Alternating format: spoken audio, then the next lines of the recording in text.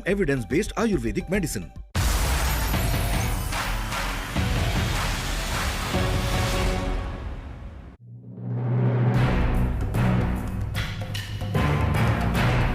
कांग्रेस को लगा जोर का झटका। आप अपनी जनता के हितों की रक्षा कर पाएं तो वो मुझे महसूस होने लगा कि मैं वो कांग्रेस पार्टी में नहीं कर पा रहा हूं। जो राहुल का था मोदी पर अटका। प्रधानमंत्री जी रात दिन भारत की सेवा में निस्वार्थ लगे हुए हैं, हम देखते आए हैं।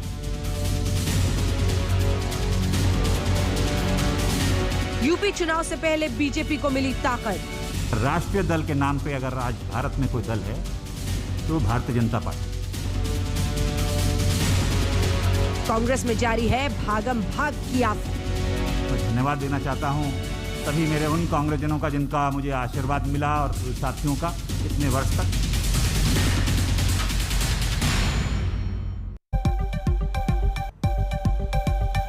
नमस्कार, आप देख रहे हैं हल्ला बोल। आपके साथ मैं हूं अंजना ओम कश्यप। इधर चला कोई उधर चला। कांग्रेस की हालत यही है, भागम भाग है, बगावत है। कुछ दिनों पहले मध्य प्रदेश के कद्दावर नेता ज्योतिरादित्य सिंधिया ने बीजेपी का दामन थामा तो आज यूपी के दिग्गज जितिन प्रसाद बीजेपी में शामिल हो गए। उधर राजस्थान से लेकर पंजाब तक कांग्रेस में घमासान मचा हुआ है। ये रिपोर्ट देखिए। फिर डॉक्टर संबित पात्रा, राष्ट्रीय प्रवक्ता भारतीय जनता पार्टी के हमारे साथ जुड़ रहे हैं। प्रताप सिंह जी, मंत्री राजस्थान सरकार के हमारे साथ जुड़ रहे हैं। संजय निरुपम भी कुछ देर में हमारे साथ लाइव होंगे। हमारे साथ रीटा बहुगुणा जोशी भी जुड़ेंगी। लेकिन सबसे पहले ये रिपोर्ट।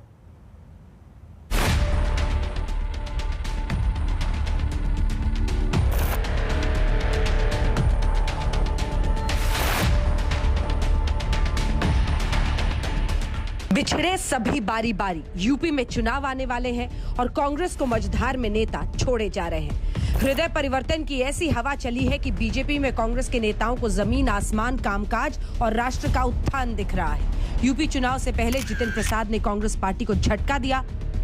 केंद्रीय मंत्री पीयूष गोयल की मौजूदगी में मंच पर बीजेपी में शामिल हुए। बीजेपी अध्यक्ष जेपी नड्डा के हाथों गुलदस्ता स्वीकारा। कहा जिस पार्टी में काम ना कर सके उसे छोड़ना ही बेहतर। प्रधानमंत्री नरेंद्र मोदी अच्छा काम कर रहे हैं। भारतीय जनता पार्टी के राष्ट्रीय अध्यक्ष श्री जेपी नड्डा जी, इस देश के यशस्वी प्रधानमंत्री आदरणीय नरेंद्र मोदी जी, इस देश के कर्मयोगी गृह मंत्री आदरणीय अमित शाह जी और समस्त भारतीय जनता पार्टी नेतृत्व का मैं धन्यवाद अर्पित करता हूं कि उन्होंने आज इस भारतीय जनता पार्टी परिवार में मुझे सदस्यता और सम्मान दिया है। आज कोई इस देश में असली माने में कोई राजनीतिक दल है जो संस्थागत इंस्टीट्यूशनल दल है, वो भारतीय जनता पार्टी है। रात दिन भारत की सेवा में निस्वार्थ लगे हुए हैं, हम देखते आए हैं। हमने चुनौतियों का सामना भी किया, जनता ने हमें दरकिनार भी किया है, तो हम जानते हैं कि उनके प्रति देश की भावना क्या है, प्रधानमंत्री जी के प्रति।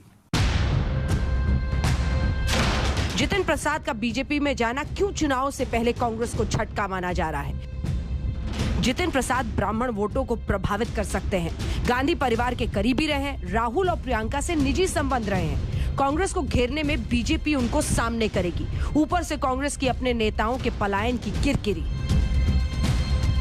पहला बड़ा झटका हाल के दिनों में कांग्रेस को तब लगा जब ज्योतिरादित्य सिंधिया ने बीजेपी का दामन थाम लिया था। सुनिए क्या कहा था कांग्रेस पर ज्योतिरादित्य सिंधिया ने तब। मन व्यतीत है और मन दुखी भी है। जनसेवा का लक्ष्य की पूर्ति आज उस संगठन के माध्यम से नहीं हो पा रही है। वर्तमान में जो स्थिति कांग्रेस पार्टी में है वो कांग्रेस पार्टी आज नहीं रही जो पहले थी। अब ज्योतिरादित्य सिंधिया जितिन के बीजेपी में आने पर स्वागत कर रहे हैं। उन्होंने कहा है कि बीजेपी जनसेवा में विश्वास रखने वाली पार्टी है और ऐसी विचारधारा वाले नेता लगातार बीजेपी में आ रहे हैं। छोटे भाई का पार्टी में स्वागत।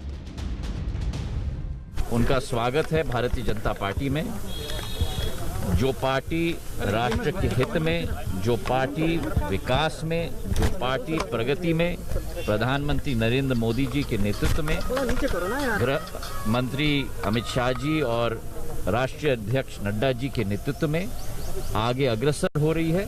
उसी पार्टी के मुख्य धारा में मेरे छोटे भाई आज जितिन भी आए हैं, मैं उनको बहुत बहुत बधाई देना चाहता हूं। फिर आया राजस्थान का रण। मुख्यमंत्री अशोक गहलोत और उनके डेप्यूटी की लड़ाई दिल्ली तक आ गई। सचिन पायलट की बगावत ऐसी भड़की कि ड्रामा और सस्पेंस का दौर दिल्ली से जयपुर तक चला। तमाम अटकलें लगी कि इस नाराजगी के बीच वो बीजेपी में शामिल हो सकते हैं। हालांकि उन्होंने इससे साफ इनकार कर दिया, वापस जयपुर चले गए। लेकिन नाराजगी का दौर खत्म नहीं हुआ है। पंजाब में कैप्टन अमरिंदर सिंह और बीजेपी से आए नवजोत सिंह सिद्धू के बीच भी तलवारें तनी हैं। नौबत ऐसी आ गई कि इस बार दिल्ली को हस्तक्षेप करना पड़ा, तब मामला शांत हुआ। लेकिन कब तक, ये सब पूछ रहे हैं। और अब यूपी चुनावों से पहले यूपी का झटका। कमल थामते जितिन प्रसाद ने कांग्रेस पर वार किया। कहा, व्यक्ति विशेष की पार्टी में नहीं कर पा रहा था काम। बाकी दल तो व्यक्ति विशेष और क्षेत्र के हो गए। अगर आप अपने लोगों के उपयोग नहीं आ सकते, उनके सहायता के लिए आप मौजूद नहीं हो सकते और आपके इस लायक नहीं हैं कि आप अपनी जनता के हितों की रक्षा कर पाएं, तो वो मुझे महसूस होने लगा कि मैं वो कांग्रेस पार्टी में नहीं कर पा रहा हूं। कांग्रेस के संकट की ये आहट है। जितिन प्रसाद कितने वोटों को यूपी में प्रभावित करेंगे, ये तो उनका इम्तिहान होगा। लेकिन कांग्रेस की पिछले 7 दशकों में देश के नक्शे पर ऐसी हालत ना थी जब वो सिर्फ 3 राज्यों में अपने दम पर सरकार में हो, राजस्थान, पंजाब और छत्तीसगढ़। इन राज्यों में भी खटपट की आहटों के बीच नेताओं की नाराजगी का अन्य राज्यों में ये दौर कांग्रेस की नैया से सबके बारी बारी भागने का संकेत जरूर है। आज तक ब्यूरो।